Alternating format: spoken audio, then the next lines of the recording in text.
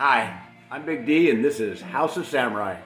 Today, we're going to talk about Suzuki Samurai suspensions, or specifically what I did with my Suzuki Samurai suspension. I tended to stay a little more stock. Suzuki Samurais come, with stock suspension leaf springs, which are adequate for a stock Samurai. I continued to go with leaf springs. You can go with struts, you can go with coilovers. They all have their limitations. Coilovers are fantastic riding, struts are fantastic riding, struts can go flat, coils break. Leaf springs are pretty reliable. There's a lot of trail fixes for leaf springs. Wrap a chain around it. You can re-weld them. Not so many trail fixes for a blown strut or a blown coilover. I'm going to talk a little bit about my front suspension, the rear suspension. They're totally different springs. In the front, I went with, down here, a 5-leaf pack. Can't find them. There they are. It's a 5-leaf YJ springs. On my frame, I extended the frame out 8 inches and put my spring pockets in front. And I carried over to the rear, and I got 4-inch center to center shackles on the back. So, and for articulation, I got the largest Pro Comp shock they make, 16 inches of travel.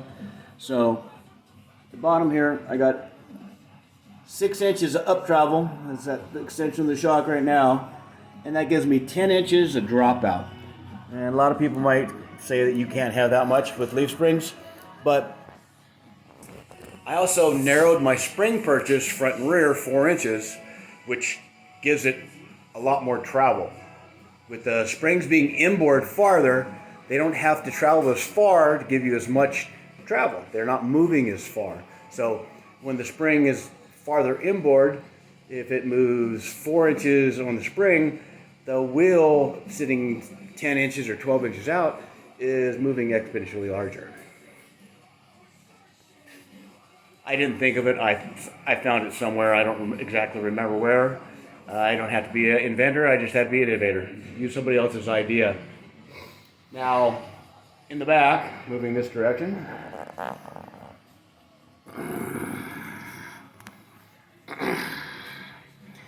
tucked inside down here. Yeah, I'm not doing a very good job here, but that's the Toyota pickup off a 70s Helix pickup spring. I went to Pick and Pull and looked for parts, and I broke out the tape measure and went to a couple dozen pickups and trucks, and I found like a 77, 78 two-wheel drive Toyota pickup. And the springs were probably like 4 inches too long for me, but that's the closest thing I could find. So what I did is once again, innovated again. I didn't invent the idea. I just came up, and made it work for me. Is I made this revolver shackle. I'm not doing a very good job of showing it here. There it is. I took a Jeep XJ shackle, made it to the Toyota pickup shackle, and put a stop on there. And it's now a dropout shackle. The dropout shackle works extremely well for articulation because when axle starts dropping out and the spring goes to full extension, the shackle, let me come back to the shackle here. The shackle, which is 3.5, I think it's 3.5 inches, it completely drops away from the frame. So you have that much more dropout from the shackle.